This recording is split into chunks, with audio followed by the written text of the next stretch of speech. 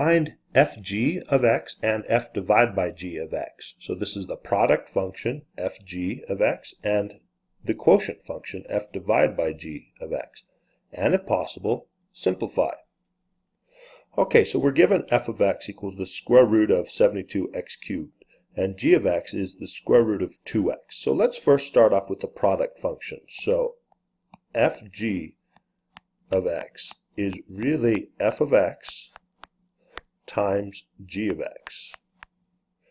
So this is the square root of 72x cubed, f of x, times the square root of 2x. This is g of x. All right, great. Now the product rule of radicals is when you multiply radicals that are the same index, so square root and square root. This doesn't work for a square root and cube root, but square root times square root or cube root times cube root, etc., same index, then you can rewrite this so that it's all under one big square root. And on the inside, the multiplication happens. So let's see what we have on the inside. 72 is 8 times 9. Now 8 is 2 times 2 times 2. It's weird looking 2, that first one. Fix it a bit. And 9 is 3 times 3. We have x cubed. Let's write an x and x and x. And then we also have a 2 and an x. Now given that this is a square root, we're looking for pairs. So there's a pair of 2's. So on the outside, we'd have a 2. There's a pair of 3's. Now notice here's another pair of 2's, so a second 2, and the pair of 3's, and a pair of x's, and another pair of x's. Now everything's paired up on the inside, so everything reduces out of this square root. So our final answer, 2 times 2 is 4, times 3 is 12, x squared.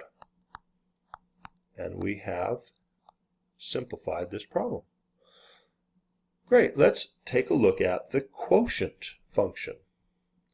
So this is f divided by g. Let's do that. Oops. Oh, okay, fine. F divided by g of x. So this is f of x over g of x. So what we have to work with is the square root of 72x cubed divided by the square root of 2x.